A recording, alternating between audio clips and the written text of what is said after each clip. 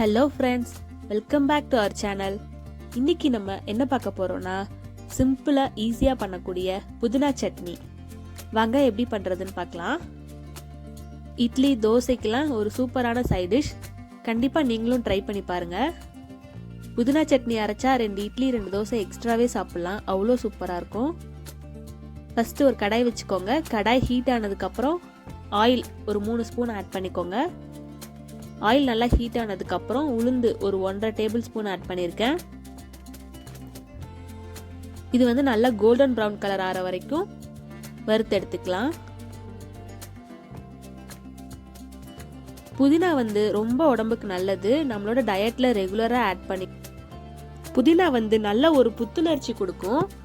இந்த digestion problem, acidity ப்ராப்ளம்லாம் இருக்கிறவங்க ரெகுலராக புதினா நம்ம டயட்டில் சேர்த்துக்கிட்டா ரொம்ப நல்லது. பாருங்க, இந்த மாதிரி கோல்டன் ப்ரௌன் கலர் ஆனோடனே எடுத்து வச்சிடலாம் தனியா.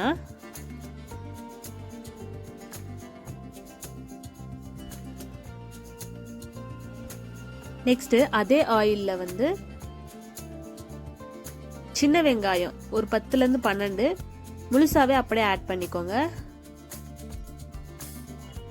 அது கூடவே பூண்டு ஒரு 10 பல் ஆட் பண்ணியிருக்கேன். இஞ்சி ஒரு சின்ன துண்டு இருந்தால் அதுவும் ஆட் பண்ணிக்கோங்க.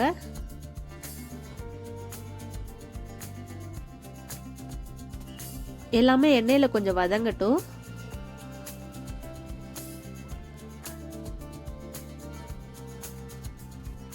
ஒரு 2 மினிட்ஸ் வதங்கினதுக்கு அப்புறம் காஞ்ச மிளகாய் ஒரு 3 ஆட் பண்ணிக்கிறேன்.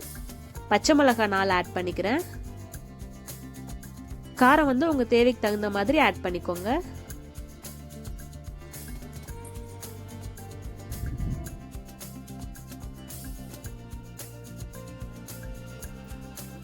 அப்புறம் புளி இந்த அளவுக்கு கொஞ்சமாக ஆட் பண்ணிக்கிறேன். அதுவும் எண்ணெயில் நல்லா வதக்கிக்கலாம்.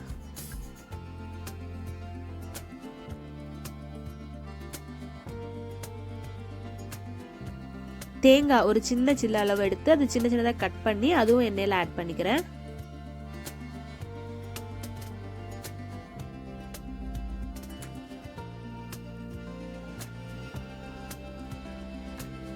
நெக்ஸ்ட் கருவேப்பிலை கொஞ்சமாக ஆட் பண்ணிக்கிறேன். இந்த மாதிரி சட்னி வதக்கி அரைக்கும் போதெல்லாம் மோஸ்ட்லி கருவேப்பிலையை போட்டு வதக்கி அரைச்சிருங்க. நம்ம தாளிச்சு போட்டாலோ இல்லை ஏதாவது சாப்பாட்டில் குழம்புல இருந்தாலோ தனியாக எடுத்து வச்சிடுவாங்க.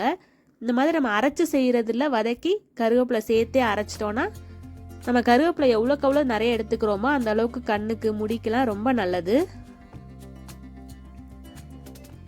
நெக்ஸ்ட் கொத்தமல்லி ஒரு கைப்பிடி அளவுக்கு ஆட் பண்ணிக்கிறேன்.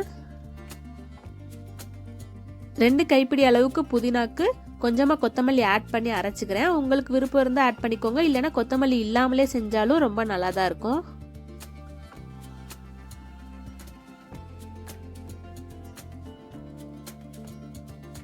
இப்போ புதினா ஆட் பண்ணிக்கலாம்.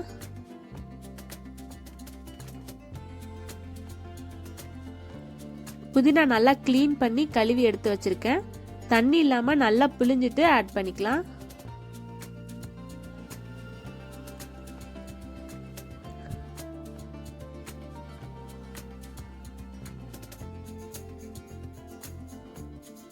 புதினா சேர்த்து ரொம்ப வதக்கணும்னு இல்லை, கொஞ்சம் சுருண வதக்குனா போதும்.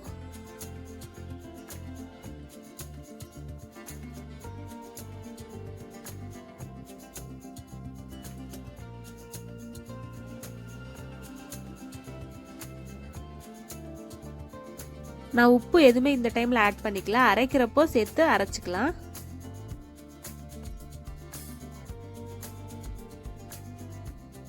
பாருங்க, ஒரு 2 மினிட்ஸ் இந்த அளவுக்கு வதங்கிடுச்சு.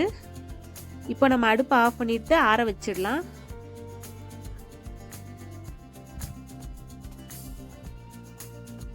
ஆறினதுக்கப்புறம் மிக்ஸி ஜாரில் ட்ரான்ஸ்ஃபர் பண்ணி அரைச்சி எடுத்துக்கலாம்.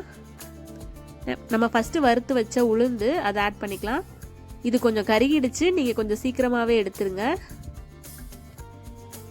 நெக்ஸ்ட் நம்ம வதக்கி வச்சிருக்க புதினா கொத்தமல்லி அதுவும் ஆட் பண்ணிக்கலாம்.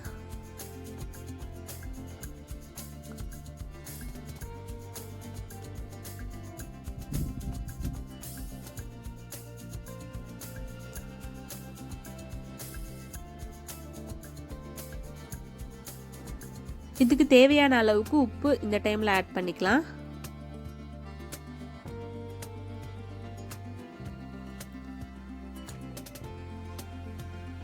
பாருங்க, புதினா சட்னி அரைச்சாச்சு. இந்த அளவுக்கு திக்காக இருந்தால் ரொம்ப நல்லா இருக்கும். நெக்ஸ்ட் அதை தாளிச்சு விட்டுறலாம். கொஞ்சமாக ஆயில் ஆட் பண்ணி கடுகு, கருவேப்பிலை, உளுந்த பருப்பு போட்டு தாளிச்சு விட்டுறலாம்.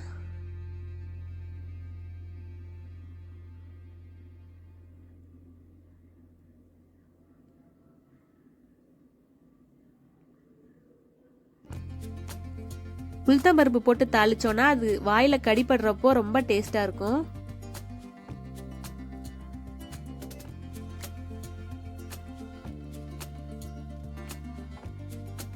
கருவேப்பிலை பொரிஞ்சிருச்சு. இப்ப தாளிச்சிடலாம் சட்னியை.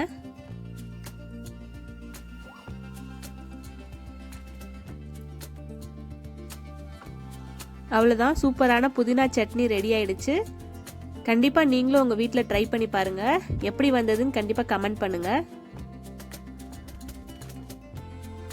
இட்லிக்கு, தோசைக்கெல்லாம் ரொம்ப நல்லா இருக்கும். சைட் டிஷ்ஷாக வச்சு சாப்பிட்டா சாதத்தில் கூட போட்டு பரட்டி சாப்பிட்லாம். அதுவும் ரொம்ப நல்லாயிருக்கும். ஓகே, நம்ம சேனல் ஃபர்ஸ்ட் டைம் பார்க்குறீங்கன்னா மறக்காமல் சப்ஸ்கிரைப் பண்ணிக்கோங்க. பக்கத்தில் இருக்க பெல் ஐக்கானு கிளிக் பண்ணிக்கோங்க. தேங்க்யூ.